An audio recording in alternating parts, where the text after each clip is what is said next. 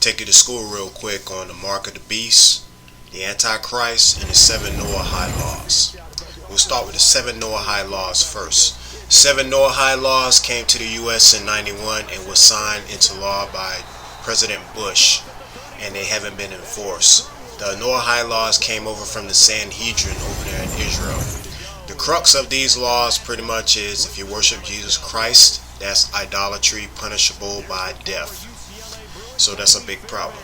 These Noahide laws have been signed by every president since 91, including Trump twice. So I'm not too sure that Trump read them fully. I don't think Trump fully read the Noahide laws because it's 7 of them, and the up front ones are 7 things that kind of make sense. But as you go in deeper and stuff like that, that's where you find out what they do with Christians. And you know they don't believe in Christianity over there. They don't believe in Jesus as the Messiah that had already came. They don't think the Messiah came yet. But the Bible says he did. Anyway, the Antichrist is going to be a religious figure that comes on the scene that is supernatural in speech. He's going to be mesmerizing in his speech. He's going to be mesmerizing in his appearance. He's going to unite all the religions into one religion, and he's going to be a man of world peace. That's how he's going to present himself. And all the nations, most of the nations are going to be following after him, and he's going to form a one world religion, and everybody has to bow down to him. And anybody that doesn't, for instance, Christians, if the Christians won't reject Jesus and join this Antichrist and his system, they're going to kill you. That's right. And then you won't be able to buy, trade, or sell unless you take the mark of the beast and join this Antichrist guy. Take a pledge to him and denounce Jesus. That's what will be required. So they can have you somewhere underground and they'll be like, hey, just denounce Jesus and we'll have food and shelter and a warm place for you to sleep. And if you don't reject Jesus and denounce Jesus, they'll threaten you and say, well, we're going to kill your family in front of you first, and then we're going to kill you. So do you want to reject Jesus and live and eat food and all this wonderful stuff, or do you want to die for Jesus? So that's the choice that you're going to be forced to make by this coming new world order dictatorship. It's a one world religious dictatorship in a nutshell. That's pretty much what it is. And it's going to control a one world government, a one world economy, a one world everything, and you won't be able to participate unless you bow down to their Messiah, the Antichrist. They're rebuilding the temple over there in Jerusalem, and he's gonna go and sit there in that temple and pretend to be God, and he's gonna blaspheme the God of the Bible. He's gonna blaspheme Jesus. He's gonna be talking down on Jesus and talking down on the Bible and talking down on Christians, and he's gonna force people to worship him and be a part of his system. So just know the real God is a gentleman. He don't force anybody to do anything. He gives you a choice. Anything that's killing people or forcing people to do it is not of God. As Jesus Christ and his disciples, their whole time on earth, they didn't kill not one person. And when one of Jesus' troopers chopped the guy's ear off, Jesus healed the guy's ear. So that lets you know right there that Jesus Christ, he didn't do any of that stuff. You know, Catholics been killing Christians left and right, you know, back in the day and stuff like that. And Christians get blamed for the murders that Catholics did to people all around the world. So just know that anything that's doing stuff like that is not of God, not of Christ, or anything like that. So Christians, don't think that you can say, okay, you know what, I'm going to join your Antichrist system and I'll just ask God to forgive me later on. No, that doesn't work, because the Bible's talking about anybody that joins, takes the mark of the beast or joins that Antichrist system will not be able to repent, and God won't accept it. You won't be accepted by God, and you won't be able to go to heaven. And you'll be stuck here, and you'll be going through all kind of plagues and pains and all kind of stuff that's going to be happening to the people that took the mark of the beast. It's going to be hell on earth for the people that took the mark of the beast. So just letting you know that right now. So I love you guys out there, and I just wanted you to know this so you won't get taken off guard, because it's a big deception coming, and it's gonna pretty much fool the entire world and pretty much the church. You know, they're gonna be just taken by this off guard because of how mesmerizing this Antichrist guy is gonna be, and how charismatic he's gonna be, and great in speech and appearance and all that stuff, and they're just gonna fall for that stuff, hook, line, and sinker. All those that don't know the Bible. So you want to get up to speed about this stuff, you can start listening to prophecyclub.com. Stan Johnson, he's really good talking about this. And you can go open up your Bible to Revelation, start reading in Revelation, and start reading in 2 Thessalonians. It's telling you all about it. The 666 mark of the beast and all that stuff. It's all up in there. Alright? You know, I know you like playing video games, but hey, your video game will get interrupted with the things that's going to be coming into the world. So you're going to want to be prepared, and you're going to not want to be taken off guard and make the wrong choice, because the choice you make is going to be an eternal choice. So just know you can't reject Christ. That's all you got to know. You cannot reject the God of the Bible, the Jesus Christ. And if it come with a false Christ, because the Bible warns about false Christ coming on the scene too, just know the real Jesus Christ, he doesn't come down as a flesh man. He comes down as a God. And the first thing the real Jesus Christ does when he's coming back to earth, he burns up his enemies with fire from his words. His words will set people on fire, literally. His word will burn and cut like a sword. So that's how the real Jesus Christ returns. He returns as a God with power, undeniable power. And it said every eye will see him. Even these satanic freaks that's hiding out underground and all their underground bases, they will all see Christ coming at the same time. So every eye will see Christ coming, and every knee will bow. But this fake guy, this Antichrist, this flesh man that's going to have supernatural powers, he's going to be bringing world peace and one world religion and all this garbage, and then they're gonna bring out all these suppressed cures that they have. They have cures for everything, but they holding it back, and they're just gonna bring it out when this guy comes so he can get the credit. So I'm just giving y'all heads up and let you know what time it is. Alright, love you guys. God bless you. Peace. Because now everyone gets locked in. Your confidence jumps up. Everyone's easy about what they're doing out there. And by the way, they're looking at the sideline thinking to themselves and expressing, let's keep throwing it. We're doing pretty well.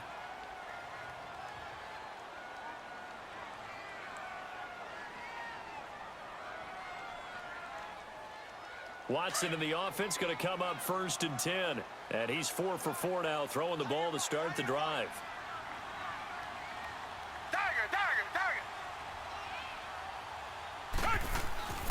They go back to the ground now with Miller. And only able to muster a couple, down to about the 27. Well, we saw him there trying to get it to the outside, trying to get to the perimeter, but not a whole lot of room there. But there's got to be one positive to that. If you keep moving laterally, creases tend to develop as the game moves on, and they can run it back inside later. On 2nd down, here's Miller.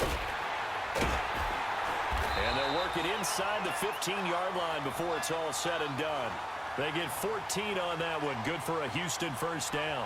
Quite the opening drive march they're on right now. It looks a lot like what we saw in practice prior to the game, doesn't it? You know, because on that last big practice beforehand, you go through your offensive script. You go through your play calling. You go through all the stuff and establish things. And it looks like it's going like clockwork right now for them.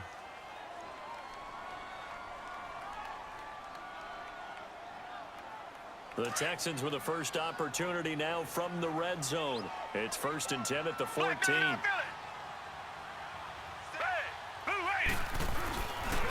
Watson going to give this one to Miller. And he's going to be met at the line of scrimmage and taken down.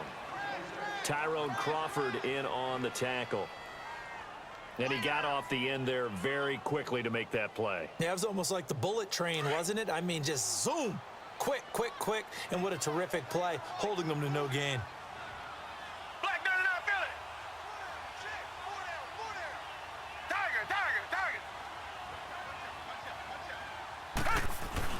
They'll try the air now with Watson. He gets it to Thomas. And he'll get it here to the 10-yard line. 4 yards on the completion, and it sets up a 3rd down. Come back, come back.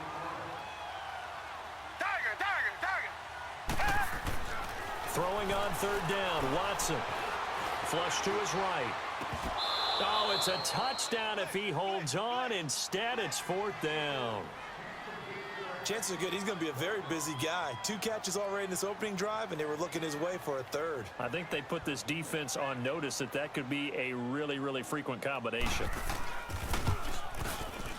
The kick by Fairbairn is good. And they get on the board, trailing now 8-3. A dozen plays on that drive that ends with the field goal. Let's go ahead and break out some of the old chestnuts here, right, partner? Keep the ball in front, rally to it, and make the tackle, right? No big plays given up, no balls over your head. Bend, don't break. Hold on. Chestnuts? You like that one? What does that mean, break out? That just because you break chestnuts? I'm not sure about that, but I'm just going with why they said that. I have no idea. And now here come the Cowboys. They had the touchdown on the opening drive of the ball game. It was countered by just a field goal. So, hey, if your guys can do that for 4 quarters, you're in good shape. Yeah, it is a team game, so that's just good complimentary football. But, you know, I know I'm no brainiac, but you trade 6s for 3s, things are going to work out in your favor. And he's going to lose yardage and be backed up to the 25. He'll wind up losing a yard on the play. And that'll bring up a 2nd and 11. A loss of a yard there to start out. That leads to a 2nd and 11.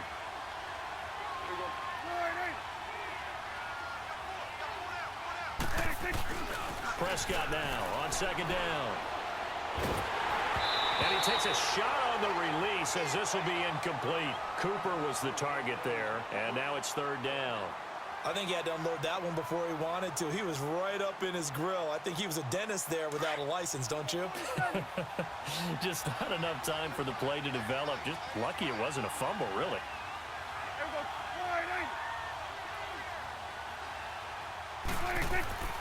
On 3rd down, it's Prescott. Wide open receiver, complete. And they get him down, but not before he takes it across the 40-yard line. His first catch, and it's a pretty big one. They get the conversion on 3rd down.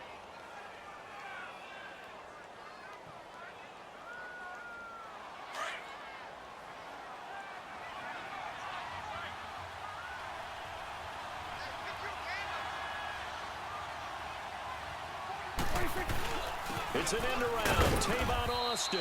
And he will be brought down at about the 43 that time. J.J. Watt, the one that gets him down. J.J. Watt makes another tackle there, and it's for a minimal gain. And let's face it, if that's all you're going to get running the ball, you're not going to have much success against him and his team. Or, yeah, you better find a way to go around J.J. Watt, which isn't easy to do. It's really not, because you got to try everything. Can you go around him? Can you go by him? Can you influence him to get him out of position so maybe you can wall him off? He's a really sharp, intelligent player, as well as a physical specimen. A minute 57 to go in this first half. We're back to Houston after this timeout. Ball up to the 35 now as they come up on 1st and 10.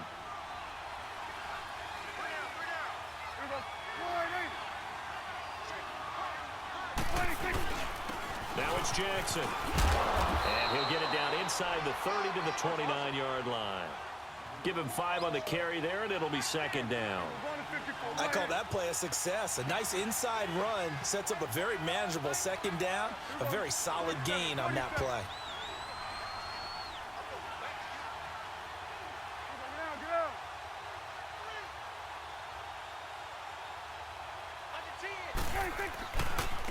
On the ground, this is Jackson. 9 yards on the pickup there, and it keeps the drive alive. At this stage of the game, the run-pass numbers are a little bit out of whack because most of their yardage has come through the air. But in a sense, that just sets things up for big runs like that because the defense might be a little bit off balance. They pick up another 1st down with that run. A first opportunity in the red zone for the Cowboys. 1st and 10 right at the 20. And he's going to fight his way forward here for a modest gain. Yeah, give him 4 yards there. It'll be 2nd and 6. Well, if you're a football guy, that's a pretty run because everyone is in sync right there. Obviously, the guy carrying the ball, but how about the people up front? Leverage, athleticism, they created some nice space for him.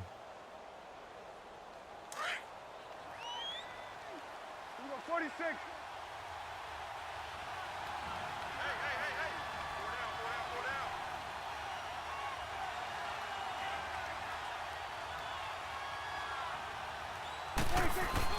They'll try to throw now. Prescott. He rifles one that's intercepted. Zach Cunningham with a pick. And a big turnover there as his guys will get the football back.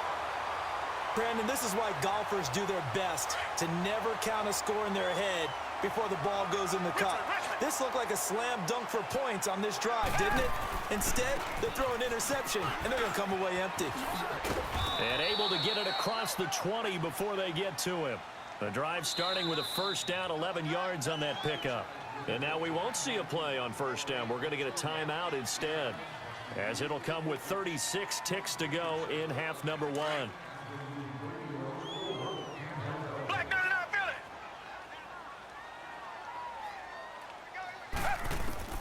On first down, it's Watson. And he'll lay out and pull it in. What a diving catch there.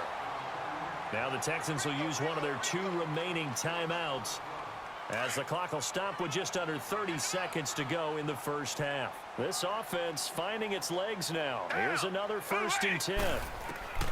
On first down, Watson.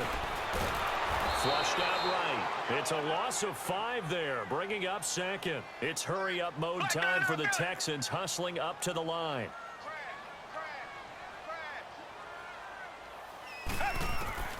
On 2nd down, here's Watson, eluding the pressure right. And he can't get rid of it. He's taken down. And this offense going to elect to burn a timeout with 5 seconds remaining in quarter number 2. Going to need something special here on 3rd and long. After that sack, what does Watson have in his arsenal?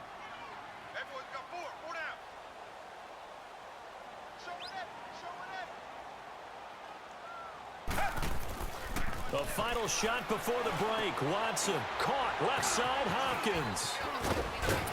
And he'll go down right around the 47 this time. Time for a break. We've hit halftime. 2 quarters down, 2 still remain. We step aside. This is the NFL on EA Sports. Both teams appear ready for the fight ahead, and we resume action here in quarter number 3. Fielded about a yard deep. And he'll be brought down at the 23, make it the 24-yard line. Now the Texans offense, they head back out to do battle here. They're down here, but very much in this game. What's the tonality of a coach's talk when a game is within striking distance like this at intermission? Typically, what they're doing is emphasizing the things that went well in the first half and wanting more of that. Sure, you've got to go over some of the errors and clean up some things because there's a reason you're down. But overall, I think they want to stay positive, stay up with this team. We're just starting the second half, and we've got the football. Let's go ahead and punch it in, and then we'll take it from there. See how that recipe works. And he'll get it up to the 33-yard line. A nice job of eluding the pressure there, scrambling for 11. Partner, as a quarterback, sometimes you just got to know when the clock has gone off in your head, it's time to go. Tuck it and get all you can. And he'll be taken down, but not before he works it past the 50. That good for 19 and a first down. Brandon, what were they thinking on defense there? They looked like they were playing for the pass. That was 3rd and short. Yeah, it was an easy pickup because they handed it to him. That was way too easy. Just looked like absolute confusion. Blitz coming, and down he goes. Randy Gregory able to drop him for a loss of 4. Boy, he came in off the edge so quickly there. Look out, because that's exactly what it was being shouted by the offensive lineman to his quarterback because he had no chance to block him. Trying to get it to Thomas, and it's intercepted. Picked off at the 33, and his crew will take over with a football at the 35-yard line. First possession of the 3rd quarter, an interception, so maybe a second-half tone setter. Indeed, and not the tone they wanted to set.